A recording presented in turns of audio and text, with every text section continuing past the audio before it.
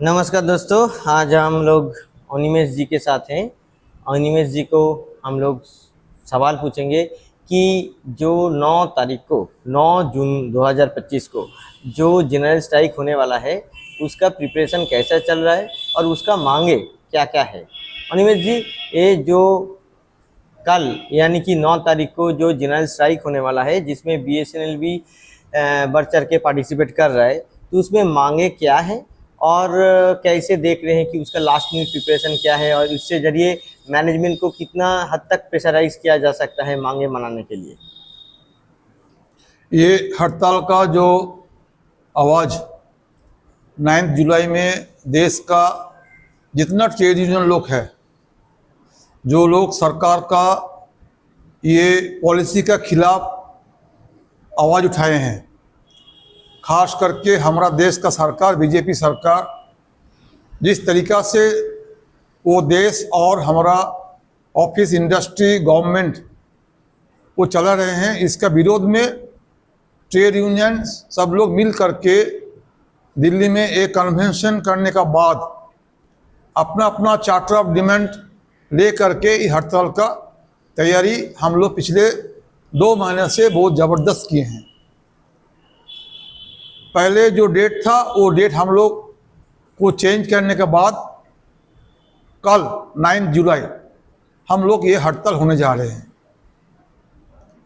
पिछले 2 महीना पूरा देश में हर गांव में, हर जिला में, हर टाउन में ट्रेड यूनियन अपना अपना जगह में ये हड़ताल का तैयारी, कैंपेन, रैली, जुलूस, demonstration, street corner, leaflet, posters, इसको ले करके कर्मचारी का पास, वर्कर का पास, आम पब्लिक का पास ये आवाज़ उठा दिया कि सरकार जिस तरीक़ा से ये देश का शासन कर रहे हैं, पार्लियामेंट में जो जो कानून ये लोग बना रहे हैं, ये आम पब्लिक का खिलाफ है। ये हड़ताल का जो जो मांग है उसमें सबसे तगड़ा मांग ये है कि लेबर कोड बिल, ये बीजेपी सरकार, मोदी सरकार पार्लियामेंट में जो कानून ऑलरेडी ये लोग पास कर चुके हैं, पिछले 4-5 साल में पार्लियामेंट में सरकार labour code bill, wage code bill, ये नाम ले करके कुछ कुछ कानून ये लोग बदल दिया। पहले था लेबर एक्ट, अभी सरकार इसको बदल करके पार्लियामेंट में कानून पास किया लेबर कोड बिल। हम लोग पूरा देश का ट्रेड यूनियन इसको विरोध किया। पार्लियामेंट सदन में कुछ MP लोग विरोध किया, पार्लियामेंट सदन का बाद ट्रेड यूनियन इसको विरोध किया, लेकिन सरकार सुनने के लिए तैयार नहीं है, बात करने के लिए तैयार नहीं है।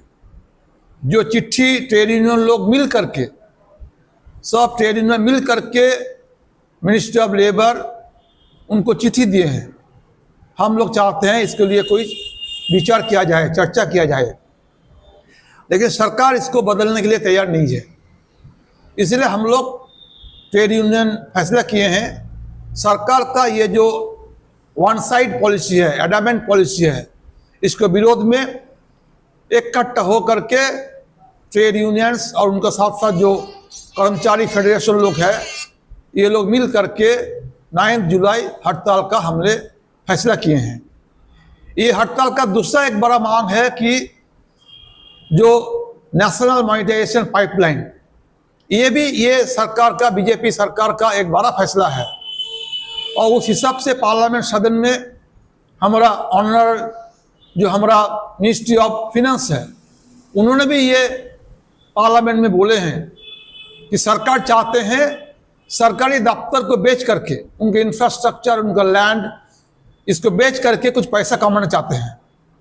उनका अच्छा एक नाम दिया नेशनल मॉनिटाइजेशन पाइपलाइन, बाद में बोले हैं लैंड मॉनिटाइजेशन पाइपलाइन। मतलब सरकार का जो अपना कुछ प्रॉपर्टी है, सरकारी दफ्तर है, उनको बेच करके सरकार पैसा कमाना चाहते हैं, लेकिन ये दफ्तर का मालिक आम पब्लिक है, मालिक गवर्नमेंट है, और सरकार चाहते हैं कि इसको एक फायदा उठा करके सरकार इसको बेचना चाहते हैं। ये हड़ताल का इम्पोर्टेंट एक मांग ये भी है कि सरकार जो फैसला लिए हैं नेशनल मोनेटाइजेशन पाइपलाइन, जिनका एक ही मकसद है कि सरकारी इंफ्रास्ट्रक्चर जमीन इसको कॉरपोरेट जो उद्योगपति लोग हैं उनको ये बेचना चाहते हैं, इसको हैंड ओवर करना चाहते हैं। इसलिए ये कुछ इम्पोर्टेंट इश्यूज है जिसको लेकर के ट्रेड यूनियन ये एक आवाज़ उठाए हैं। अभी सरकारी दफ्तर में एक नया पॉलिसी चालू हो गया। अभी कोई परमानेंट जॉब नहीं है, कोई परमानेंट एम्प्लॉयमेंट भी नहीं है। पहले जो सरकारी दफ्तर होते थे, एक टाइम सरकार पार्लियामेंट में ये भी बहुत दफे बोले हैं कि सरकार का अपना जो दफ्तर है, railways, PNT, telecom, postal, defence, इस सब जगह में सरकार जो बेरोजगारी के लिए जो दफ्तर में नौकरी मिलने का जो एक मौका था, ये सरकार बंद कर दिया। अभी फ्रेंचाइजी, आउटसोर्सिंग, कॉन्ट्रैक्चुअल लेबर, इसको नाम लेकर के सरकार हर जगह में एक जबरदस्त एक्सप्लॉयटेशन, ना कोई कानून ना कोई उनका सुविधा कुछ वो दे नहीं पा रहे हैं। ये हड़ताल का ये भी एक इम्पॉर्टेंट मांग है कि stop the outsourcing and franchise and outsourcing system. हमको चाहिए परमानेंट जॉब, और जो कंस्ट्रक्टर ठेके मजदूर लोग हैं, कैजुअल लेबर लोग हैं, आउटसोर्स जो लेबर लोग हैं, उनको भी मिनिमम एक तनख्वाह होना चाहिए 26,000। ये भी हड़ताल का एक बड़ा मांग है। ये भी मांग है मिनिमम पेंशन होना चाहिए 9,000। सो इसलिए 9,000 मिनिमम पेंशन और 26,000 मिनिमम एक वेज सैलरी, ये भी ये हड़ताल का एक बड़ा इशू है जो हमारा ट्रेड यूनियन लोग फैसला किए हैं। एक बड़ा मुद्दा इस हड़ताल में ये भी है, सरकार जो अभी नया जो पेंशन कानून बनाए हैं, ये ट्रेड यूनियन इसको रिजेक्ट किया। हर ट्रेड यूनियन का ये भी एक फैसला है कि सरकार का जो पुराना पेंशन स्कीम है, ओल्ड पेंशन स्कीम, उसको रखना जरूरी है। नया पेंशन स्कीम, एनपीएस, यूपीएस, ये जो पेंशन स्कीम ये लोग बना रहे हैं, ठीक है, ये नहीं होना चाहिए। ये जो इम्पोर्टेंट जो ट्रेड यूनियन जो मांग उठाए हैं 10 पॉइंट चार्टर ऑफ डिमांड, उसको साथ साथ हम लोग बीएसएनएल जो काम करते हैं, हम लोग भी ये बीएसएनएल का कर्मचारी जो मेजर ट्रेड यूनियन है, BSNL employees union and NFT BSNL, non executive में 90% मेंबर्स को जो लीडरशिप देते हैं ये दोनों यूनियन भी फैसला किए हैं हम इस हड़ताल में शामिल होंगे। और हम शामिल होंगे इस हड़ताल में अपना कुछ मांग लेकर के, क्योंकि मेन सेंट्रल ट्रेड यूनियन जो आवाज़ उठा दिया उसमें हमारा भी बीएसएनएल का भी कुछ उसमें हिस्सा है, उसको भी पार्ट है। हम भी चाहते हैं बीएसएनएल का भी लैंड, टावर, बिल्डिंग, इसको भी नहीं बेचा जाए। इसको रोकने के लिए हम लोग ये हड़ताल में हम लोग सपोर्ट कर रहे हैं, हम लोग इसको पार्टिसिपेट कर रहे हैं। हम भी चाहते हैं कि नेशनल मोनेटाइजेशन पाइपलाइन को नाम ले करके बीएसएनएल का जो अंडरग्राउंड कॉपर केबल है, ऑप्टिकल फाइबर है, जो टावर है, उनका अपना जो बिल्डिंग है, ठीक है, ये जो इंफ्रास्ट्रक्चर है टेलीकॉम का, उसको नहीं बेचा जाए। इसलिए हम लोग ये हड़ताल में हम ये भी मांग उठाए हैं। हमारा 4G 5G इशूज, जब दूसरा कंपनी 6G को लेके बात कर रहे हैं, उसमें हमारा बीएसएनएल, हमारा भी इंफ्रास्ट्रक्चर, कनेक्टिविटी, 4G 5G जो हमारा जो मॉडर्नाइज जो टेक्नोलॉजी, वो भी बीएसएनएल पीछे, हम लोग पीछे हैं। एक चीज भी तो अनिमेश जी है कि हमारा बीएसएनएल में जो 4G जो है अभी तक हालांकि 5G तो आया नहीं है, सिर्फ 4G BTS ही लगा है, मगर उसमें भी बहुत जगह पे हो रहा है कि 2G में तो कॉल कम से कम चल रहा था। ये तो बीएसएनएल का तोड़ने के लिए, हटाने के लिए एक बड़ा साजिश बन रहे हैं। 4G में तो कॉल भी नहीं चल रहा है। 4G जो जिसको जिम्मेदारी दिए थे डीओटी और बीएसएनएल के साथ जो बातचीत हुआ था, उस हिसाब से जिसका ये जिम्मेदारी था to install the 4G BTS और कनेक्टिविटी पूरा देश में, जो हमारा ये नेता लोग जो है, जो हमारा मंत्री जो लोग है, वो पिछले 3 साल से अपना कमिटमेंट दे रहे हैं 2024 में हो जाएगा, मार्च में हो जाएगा, 25 में हो जाएगा।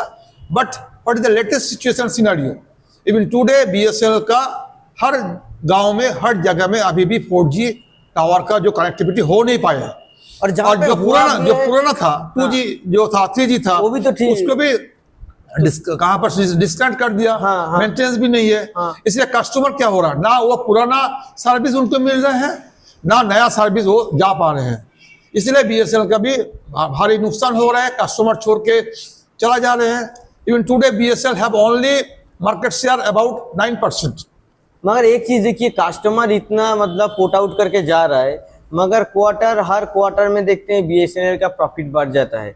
अभी जो जहाँ पे उसका जो बैलेंस शीट जहाँ तक देखे हैं, उसमें देखा है कि जो डिप्रिसिएशन है, डिप्रिसिएशन को जो कैलकुलेशन है, वो कैलकुलेशन को थोड़ा चेंज किया गया है, और उसके वजह से ही जहाँ तक लगता है कि प्रॉफिटेबिलिटी का जो सवाल ये तो सरकार का एक अपना टैक्टिकल लाइन है। वो टैक्टिकल लाइन है, किसी हालत में बीएसएनएल को एक मुनाफा कमाने का कंपनी बनाने के लिए वो ऐसे फोकस किए हैं। असली बात तो ये है कि बीएसएनएल अपना कस्टमर हर महीना में लूज हो रहे हैं। इसको छुपाने का तो बात सबके पास नहीं है। तो एक कंपनी जिनका कस्टमर छोड़ के जा रहे हैं, वो प्रॉफिट कर रहे ठीक है, वो प्रॉफिट कैसे होगा? वो प्रॉफिट कैसे होगा? Paper profit. कोई कंपनी का इनकम, रेवेन्यू, प्रॉफिट का प्राइमरी कंडीशन क्या है कि उनका मार्केट शेयर कितना है, बढ़ना चाहिए। कितना कंडीशन, उनका कस्टमर बढ़ रहा है कि नहीं बढ़ रहे। जब तुम्हारा कस्टमर छोड़ के जा रहे हैं, then how we can claim for a good company operational profit? कभी बोलते हैं ऑपरेशनल प्रॉफिट, कभी बोलते हैं क्वार्टर में तो नेट प्रॉफिट हो रहा है। नेट प्रॉफिट, ऐसे कुछ बात बोल रहे हैं। But what is the latest situation and scenario कि today BSNL is losing his customer on the cause. ये उनका अच्छा नहीं है। अगर अनिमेश जी एक चीज देखिए, अगर कंपनी का मतलब क्वार्टर टू क्वार्टर प्रॉफिट हो रहा है, तो वहां पे ही दिखा जा रहा है कि जो एचआर इशू है, प्रोलॉन्ग्ड एचआर इशू, वो तो पेंडिंग है। जैसे कि आप देखिए, जो सबसे ज्यादा मांग है पीआरसी, हम उसको जा रहे हैं, लेकिन पहले हम बोल रहे थे, इसलिए बीएसएनएल को बचाने के लिए, हाँ, कस्टमर को अच्छा सर्विस देने के लिए बीएसएनएल को 4G एवं 5G टेक्नोलॉजी लाने के लिए, और बीएसएनएल का जमीन ऑप्टिकल फाइबर इसको नहीं बेचने के लिए हम बीएसएनएल कर्मचारी लोग फैसला किए हैं, हम भी हड़ताल में ज्वाइन करेंगे। सिर्फ हम लोग नहीं कर रहे हैं, इसमें रेलवेज भी कर रहे हैं, इंश्योरेंस भी कर रहे हैं, बैंक भी कर रहे हैं। मतलब ट्रेड यूनियन ने उठा दिया हड़ताल, और उसको लेकर के all public sector, ONGC, well, हर पब्लिक सेक्टर अपना अपना स्ट्राइक कर रहे हैं। इसमें हमारा एक दूसरा मुद्दा भी है, वो है हमारा थर्ड पीएस, क्योंकि ये भी पिछले 10 साल। अच्छा अनिमेश जी, यहाँ पे एक बार टोक रहे हैं, ये देखिए, जो एक मतलब एक जो एसेट होता है कंपनी का, जैसे लैंड बोल दिए, जैसे ओएफसी केबल बोल दिए, तो अगर इसको पूरी बेचा जाएगा तो वो तो खत्म हो गया ना। मतलब आपका अगर संपत्ति खत्म होते जाएगा, तो एक टाइम पे तो ऐसे होगा कंपनी के पास कुछ भी नहीं रहेगा, तो कंपनी का जो एग्जिस्टेंस है, जो वजूद है, वही तो खत्म हो जाएगा। सरकार का कोई प्रॉपर्टी बेचने का डिसीजन सबसे खतरनाक है। कोई कंपनी उनका अपना प्रॉपर्टी नहीं बेचना चाहिए। हाँ, इसलिए हम इसको विरोध कर रहे हैं। अगर कंपनी को आप उसका प्रॉपर्टी बेच दोगे, हाँ, ठीक है, ये कोई कंपनी का अच्छा नहीं है, चाहे एनी कंपनी। मतलब जैसे गांव में बोलता है ना कि जो नालायक बेटा होता है वो बाप का संपत्ति बेच के, जमीन बेच के खा लेता है। करेक्ट। इसलिए किसी कंपनी को अपना प्रॉपर्टी नहीं बेचना चाहिए। हाँ, अगर मान लिया जाए कि उनका कुछ अनयूज्ड कुछ प्रॉपर्टी है, so we can give some unused property to get some money, मतलब भाड़ा पे देना, ऑन रेंट। हाँ, रेंट, ऑन भाड़ा रेंट, पे। That mean not to sell out, हाँ, not to sell out, on मतलब रेंट। वो संपत्ति रहेगा, मगर आपको पैसा मिलता अगर रहेगा भाड़ा बीएसएनएल का। चाहते हैं to earn some more revenue, हाँ, ठीक है, ही कैन हायर और he can rent any property. हाँ। बट नेशनल मॉनिटाइजेशन पाइपलाइन इसको नाम ले करके बीएसएनएल अपना एक टेलीफोन एक्सचेंज, अपना बिल्डिंग, अपना टावर, अपना ऑप्टिकल फाइबर केबल, वो टेलीकॉम फैक्ट्री एक है, टेलीकॉम फैक्ट्री, हाँ, अलीपुर टेलीकॉम जो फैक्ट्री। अंग्रेज जमाना में जो फैक्ट्री अंग्रेज ने बनाए थे, हाँ, उसको बेच रहे हैं अगर हमारा सरकार। ये नहीं, कभी नहीं होना चाहिए। इसमें कोई कंपनी कोई प्रॉफिटेबल नहीं बन पाएगा। तो अभी अनिमेष जी जो टेलीकॉम फैक्ट्री बेचने का जो आप बात बोले कि अलीपुर टेलीकॉम फैक्ट्री तो जो कलकत्ता में है, तो उसका बेचने के लिए तो हमारा जो यूनियन है बीएसएनएल एम्प्लॉयज यूनियन भी तो इसके खिलाफ बढ़ चढ़ के प्रोग्राम किया और डेमोन्स्ट्रेशन भी किया। हाँ, पिछले हफ्ता में टेलीकॉम फैक्ट्री में जो कर्मचारी लोग हैं सब मिल करके हम लोग उनका जो जीएम है, जीएम के पास जा करके हमने ये मांग उठाए हैं कि ये टेलीकॉम फैक्ट्री को मॉडर्नाइजेशन किया जाए, ये टेलीकॉम फैक्ट्री को न्यू टेक्नोलॉजी लिया जाए और मार्केट में जिसका डिमांड है, मार्केट में ऑप्टिकल फाइबर का डिमांड है, मार्केट में आपका एफटीएच का डिमांड है, मार्केट में सिम कार्ड का डिमांड है, मार्केट में बैटरी सेट का डिमांड है। इसलिए ये फैक्ट्री को अगर हम मॉडर्नाइजेशन करते हैं और मार्केट में जो डिमांड है उसको प्रोडक्ट अगर हम कर सकते हैं, certainly we can revive our telecom factory.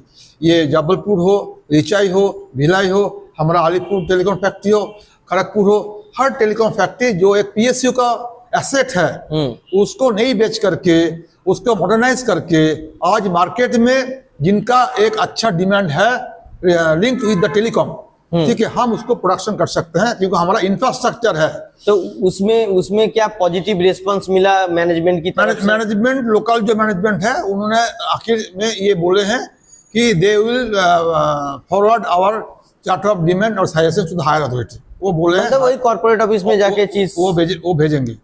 यहाँ तक वो मान लिया कि local management will forward our charter of demand to the higher authority. अभी बात हायर अथॉरिटी पे अटक जाता है और जो सरकार का जो पॉलिसियां हैं वो तो हायर अथॉरिटी उसी को जस्ट फॉलो करेंगे, मतलब उसी को तो इम्प्लीमेंट करने के लिए जो ये उनका ऊपर एक प्रेशर होते हैं। बट अगर ग्रास रूट लेवल से अगर हम लोग एक जबरदस्त एक संघर्ष हम कर सकते हैं, certainly government can review the situation, वो भी सोचते हैं क्योंकि इसमें आम पब्लिक एक सेंटीमेंट है।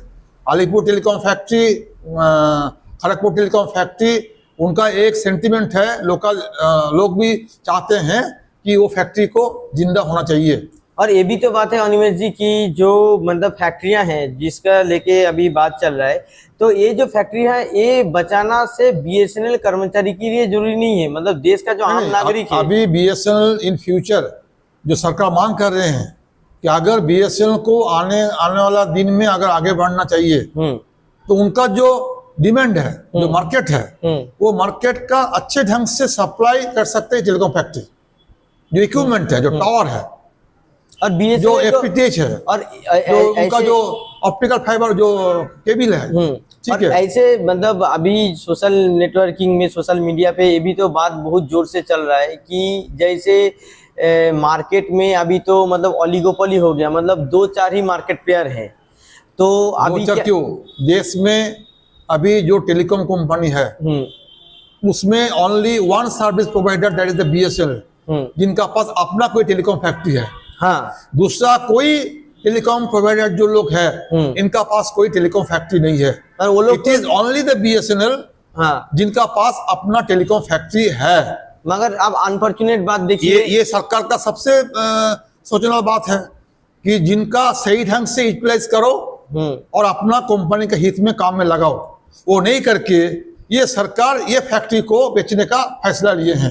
हड़ताल का ये भी एक बड़ा मुद्दा है, इसलिए ये हड़ताल में हमारा फैक्ट्री कर्मचारी लोग आवाज उठा दिया, ठीक है। Safe factory safe BSNL, yes, ये फैक्ट्री को बचाओ, उनका मॉडर्नाइज करो, अच्छे ढंग से प्रोडक्ट तैयार करो और बीएसएनएल को आने वाला दिन में नंबर 1 कंपनी बचाने के लिए कुछ हम हेल्प कर सकते हैं, ये हमारा मांग है। और बीएसएनएल को बचाने का इसलिए भी जरूरी है कि देश का जो आम नागरिक है, खास की गांव में रहने वाले जो लोग, जिसका जो माथा पीछू जो इनकम है, जो पर कैपिटा इनकम अगर देखा जाएगा देश में, तो गांव में तो पर कैपिटा इनकम बहुत कम है। 25 साल बीएसएनएल अभी भी जिंदा है। हाँ, 25 साल बीएसएनएल अभी भी जिंदा है और देश का एक अच्छा ब्रांड नेम है बीएसएनएल, ठीक है। सरकारी कंपनी है, ब्रांड नेम है, मगर चाहे गांव हो, थाना हो, हॉस्पिटल हो। अभी प्राइवेट कंपनियां तो जो रिचार्ज का दाम बढ़ा रहा है, इसीलिए सरकार का मालूम है कि अगर ये बीएसएनएल काल नहीं रहेगा, हाँ, तो tariff will be out of control. हाँ, मतलब 1000 रुपया 2000 रुपया आउट ऑफ कंट्रोल। इसलिए to make some control on the private operator, हाँ। सरकारी कंपनी बीएसएनएल का मार्केट में होना जरूरी है। बहुत ही जरूरी है। ये कस्टमर लोग भी समझते हैं, हाँ ये कस्टमर लोग भी समझते हैं कि सरकारी कंपनी बीएसएनएल जब तक है तब तक दूसरा कंपनी कोई अपना मनमानी नहीं कर पाए। मर्जी माफिक मनमानी नहीं कर पाएंगे। इसलिए existence of the BSNL in the market ये बहुत जरूरी है। It is very much essential in the market to continue the BSNL as a government telecom company. Yes. तो अनिमेश जी, अभी जो पीआरसी का जो बात, पीआरसी का जो मांग है ये हमारा हड़ताल के भी एक इम्पोर्टेंट मांग है। हाँ क्योंकि पिछले near about 8 to 9 years we are discussing on the subject. 2018 में हमने ये डिस्कशन स्टार्ट किया था, अभी 2025 हो गया, ठीक है। सो 7 साल चला गया, 8 साल होने जा रहे हैं। इसलिए सरकार को बहुत जल्दी इसको एक कंक्लूडिंग पार्ट में आना जरूरी है। हम लोग मीटिंग किए हैं, चर्चा किए हैं, कुछ सुझाव सरकार ने दिए हैं, कुछ सुझाव हमने दिए हैं। So management and union they are trying to resolve the issue. लेकिन सरकार का ऐसे कुछ पॉलिसी है कि हम इसको थर्ड पीआरसी नहीं देंगे। सरकार की कुछ स्टैंड है कि ये लॉस मेकिंग पीएसयू है। इसे अभी तो क्वार्टर में तो ये लॉस यहाँ तक, ये तो अभी तो कुछ दिन पहले इसको प्रॉफिटेबल कंपनी हुआ है। हाँ। सो इसलिए अभी एक नया डायमेंशन में डिस्कशन शुरू हो गया। जब पिछले 2 क्वार्टर जब बीएसएनएल प्रॉफिटेबल हो गया, इसलिए अभी सरकार इसको नजर में रखते हुए now they have reopen the discussion with some new dimension. अभी सरकार चाहते हैं, अगर ये डिस्कशन पिछले मीटिंग में हुए हैं, कमिंग 14 में एक मीटिंग होने का चांस है, उस मीटिंग में अगर बातचीत चलता है तो certainly we want some settlement. हम लोग ऑलरेडी चार्टर ऑफ डिमांड हम लोग दे दिया।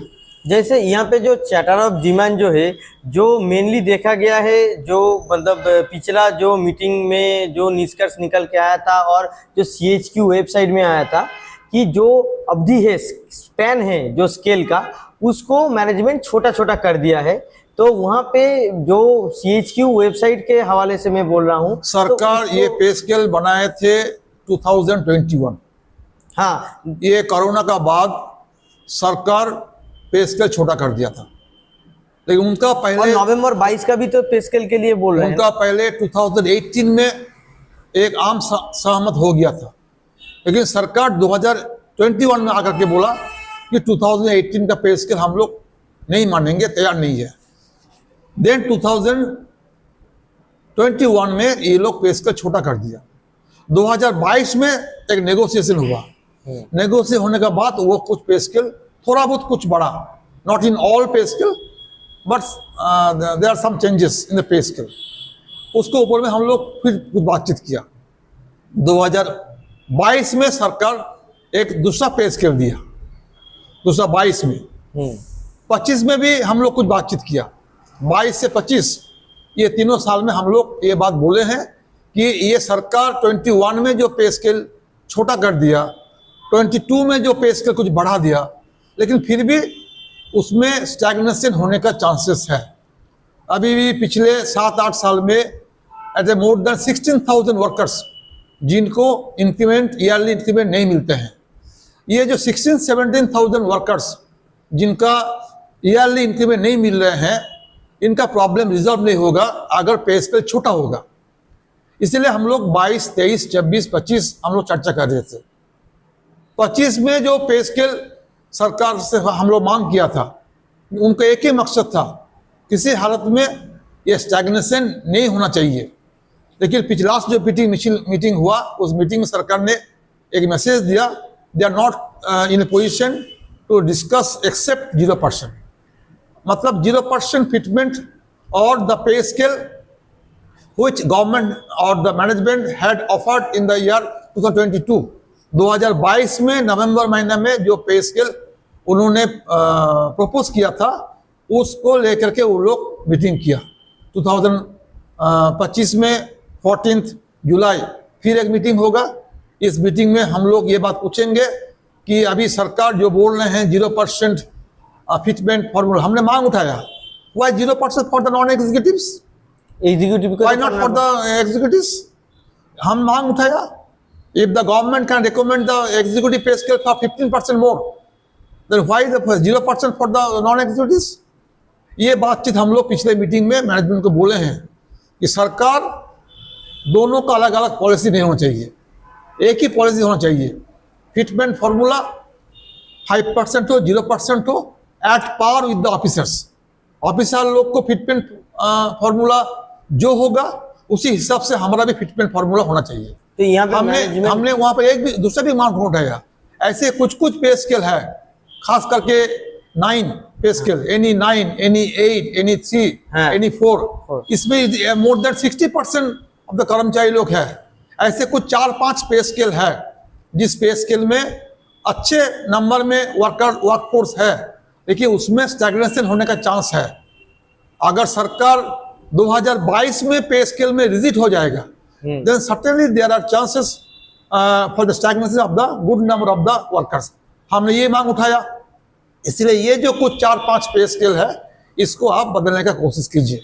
खास करके एनी 9 के लिए हमने ये बात उठाया है। 2 दिन पहले डीओटी ने एक पे स्केल का एक रिक्रूटमेंट का पॉलिसी बनाया है। हाँ, उसमें जेई लोग के लिए उन्होंने कुछ अच्छा पे स्केल दिया। तो जब डीओटी एक गवर्नमेंट का ऑफिस मैनेजमेंट हो करके उनका जो जेई है वो जेई के लेकर के अगर वो एक अच्छा पे स्केल दे सकते हैं, तो what is the problem for the BSNL being a government company to accept the same pay scale for the JE in BSNL? मतलब आप बोल रहे हैं कि जो डीओटी का जो रिक्रूटमेंट हुआ था, जहाँ पे 35,000 रुपया जेई का जो स्टार्टिंग स्केल है जो बोला गया था, तो उसी का मांग कर रहे हैं। हमने यही मांग किया कि भाई जब DOT recently their notification they have earmarked the JEE pay scale higher than the BSNL, then what is the problem for BSNL to accept the same pay scale for the JEE in BSNL? हम लोग पिछले meeting में ये बातें उठाए हैं कि आप डीओटी को देखो, डीओटी आपका गवर्नमेंट मैनेजमेंट है, वो भी जेई रिक्रूट कर रहे हैं और उनका जेई बीटेक एमटेक है, हमारा भी जेई बीटेक एमटेक है। तो if the DoT can prescribe the pay scale for the JE in DoT 35,000, then why the BSNL they will prescribe for 31,000? इसलिए ये बात मैनेजमेंट बोले हैं कि ठीक है, इसके ऊपर फिर से विचार किया जाएगा। इसलिए ऐसे कुछ बात हम लोग उस मीटिंग में उठाए हैं to consider the demands of the workers.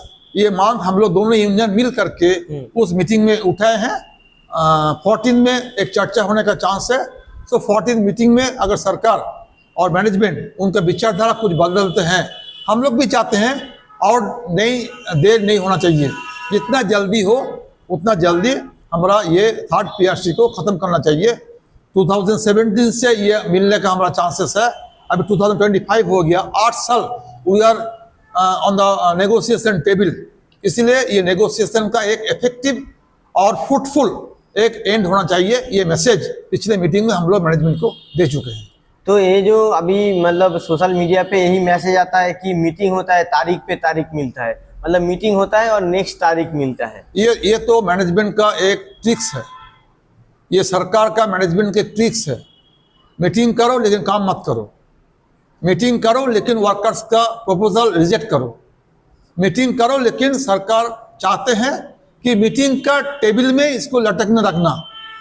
इसीलिए हम लोग काल हड़ताल में जा रहे हैं। उसमें ये भी एक मांग है, ये भी एक मांग है 3rd पीआरसी लिए, जो तारीख पे तारीख ये जो स्ट्रैटेजी है मैनेजमेंट का, इसको तोड़ने के लिए, आवाज उठाने के लिए हम लोग फैसला किए हैं कि 3rd पीआरसी में जो नेगोशिएशन होगा, लेकिन हमारा जो गुस्सा है, हमारा जो विरोध है, जो सही है, इसको आम पब्लिक का पास रखने के लिए हमने फैसला किया कि 3rd पीआरसी का तुरंत सेटलमेंट होना जरूरी है। इसलिए हम लोग हड़ताल में भी ये बात हम रखे हैं। ओके, मतलब ऐसे ही मतलब ठीक है। तो अभी मतलब मैनेजमेंट की तरफ से तो ऐसे मतलब आउटपुट आ रहा है, तो आप कितना होपफुल हैं कि जो 14 तारीख को जो मीटिंग होने जा रहा है उसके लेकर आप कितना होपफुल हैं? हम लोग तो एवरी टाइम होपफुल होकर तो मीटिंग में जाते हैं। पिछले 8 साल में जितना मीटिंग हुआ है, उस मीटिंग में बीइंग ए ट्रेड यूनियनिस्ट हम तो वहां पर जाते हैं होपफुल होकर के। झगड़ा करना हमारा तो गोल नहीं है, हमारा गोल है सेटलमेंट करना। लेकिन अगर मैनेजमेंट चाहते हैं, लेकिन कुछ देने का पावर तो उनका पास है, वो तो हमारे पास नहीं है। पावर देने का जो कुछ देने का पावर वो तो मैनेजमेंट के पास है। अगर वो हमारा मांग मान लेते हैं, नेगोशिएशन होगा, सेटलमेंट हो जाएगा। इसलिए हर मीटिंग में हम लोग होपफुल होके जाते हैं, लेकिन सरकार का तरीका कुछ अलग है, इसलिए वो कुछ रिस्पॉन्स नहीं करते हैं। ठीक है, कुछ मेंबर लोग छुट्टी लेकर चला जाते हैं, कुर्सी बदल जाते हैं। ठीक है, जो पहले ऑफिसर लोग आए थे वो लोग बदल जाते हैं, डेट से मिलता है, मीटिंग होता है तो मिनट्स बहुत देर से मिलते हैं। हाँ, जैसे कि ये जो टोटल जो स्ट्रेटेजी है, हाँ। ये स्ट्रेटेजी ये है कि कर्मचारी को मांग सही टाइम में सेटल मत करो। ये है बीएसएल मैनेजमेंट का एक दूसरा तरीका। इसलिए अभी 8 साल हम लोग डिस्कशन टेबल में है, लेकिन इनका साथ साथ ये भी जरूरी है कि डिस्कशन टेबल में बात हम लोग करते हैं, लेकिन जरूरत पड़े तो आवाज उठना जरूरी है। इसलिए हड़ताल का आवाज हम लोग पहले भी किए थे फॉर थर्ड पीआरसी, कल भी हम करेंगे फॉर थर्ड पीआरसी। हाँ, प्रेशराइज करने के लिए, मैनेजमेंट को दिखाने के लिए हम लोग के पास कितना यूनिटी है, कितना पावर है। अच्छा अनिमेश जी, एक बात है, ये सवाल ऑन ए लाइटर नोट है कि मैं जब वीडियो पोस्ट करता हूँ तो ऐसे बहुत सारा कमेंट आता है कि यूनियन का लोग जो जाते हैं वो लोग मैनेजमेंट के साथ चाय बिस्कुट खाते हैं। तो सच में क्या जो मीटिंग होता है उसमें क्या चाय बिस्कुट खाया जाता है? वो तो अपना अपना पसंद है, कोई खाते हैं कोई नहीं खाते हैं। अगर किसी का जो अपना अपना ये है, it is the customs of the department to offer some tea and biscuit to everybody. ठीक है, जैसे घर में भी कोई आता है तो हम लोग चाय बिस्कुट खिलाते हैं, तो इसमें तो मतलब ये जो मतलब बात है, मतलब कोई ऐसे बोलता है, मैं देखता हूँ जो लोग ऐसे बोलता है कि यूनियन के वजह से ही जाके मैनेजमेंट, यूनियन राजी नहीं करा पा रहा है मैनेजमेंट को। मगर मेरे को जो लगता है कि अगर पैसा तो यूनियन नहीं देगा, पैसा तो मैनेजमेंट देगा, पैसा सरकार देगा, पैसा कंपनी देगा, तो यूनियन को तो इसमें एतराज नहीं होना चाहिए अगर सरकार पैसा देने के लिए राजी। हमारा एक ही जवाब है, हाँ, यूनियन तो सिर्फ नॉन एग्जीक्यूटिव के लिए है, हाँ, फॉर द ऑफिसर्स हाँ, वो क्यों नहीं हो पा रहे? सही बात है। ऑफिसर लोग को तो पे स्केल भी लटका हुआ है ना पिछले 7 साल, हाँ, वो तो देना चाहिए। वो क्यों नहीं दे रहे हैं? आप तो मतलब लाख रुपए का एक बात बोल दिए। जब यूनियन ही अगर मूल जिम्मेदारी है, हाँ, मान लिया जाए फॉर द नॉन एग्जीक्यूटिव्स हाँ, यूनियन है, हाँ, फॉर द ऑफिसर्स हाँ, असली बात तो ये है, ऑफिसर लोग को पे स्केल सीएमडी ने तो 8 साल पहले साइन कर दिया था। हाँ, वो तो ठीक है। साइन हो चुका है यार। हाँ, वहां पर क्यों नहीं हो रहे हैं? ये तो बात ऑफिसर लोग तो हड़ताल भी नहीं करते हैं, नाराबाजी भी नहीं करते हैं, नहीं, आवाज भी नहीं उठाते, चिट्ठी भी नहीं देते हैं। हाँ, ठीक है, तो उनका पे स्केल आज तक सरकार क्यों नहीं माना? बात सही है। बस। तो इससे ही तो पता चल जाता है कि क्या नजरिया है। इसलिए वो नहीं है। ठीक है, सच तो ये है कि विदाउट द प्रेशर हाँ, ऑफ द यूनियन, हाँ, ठीक है, ये नहीं। जो सरकार अभी तक ये जो मान लिया to form the PRC, to negotiate the PRC, हाँ। ये हुआ only for the union. Union बात। आवाज उठाया, मांग उठाया, नहीं तो उनका यहाँ तक स्टैंड थे, BSL is a loss making PSU, so no PRC, ये गवर्नमेंट का स्टैंड था। मतलब नो पीआरसी से पीआरसी का जो डिस्कशन है, हाँ। ये भी तो यूनियन का एक सफलता है। इसलिए मतलब वो सही नहीं है। किसी का यूनियन से कुछ एलर्जी होता है, हाँ। यूनियन अगर नहीं होने से हाँ। मान लिया जाए, हाँ। जो ऑफिसर लोग का यूनियन है, हाँ, ठीक है, उनका पेश का क्यों नहीं गवर्नमेंट मान लिया? सही उनको बात। तो प्राइस देना चाहिए ना। हाँ, हाँ, वो तो हड़ताल नहीं करते हैं, हाँ, सही बात। आवाज भी नहीं उठाते हैं, हाँ। कोई नेगोशिएशन भी नहीं है। हाँ, ठीक है, तो वन साइड है। हाँ। सरकार जो पैसा देगा हाँ, ये लोग मानने का तैयार है। हाँ, हाँ, ठीक है, अच्छा। फिर भी सरकार उनका क्यों नहीं दिया? सही बात। उनको क्यों नहीं दिया? इसी से ही पता चलता है कि मसला क्या है। ठीक, तो थैंक यू अनिमेश जी, बहुत बिजी शेड्यूल पे भी टाइम देने के लिए। नमस्कार। नमस्कार।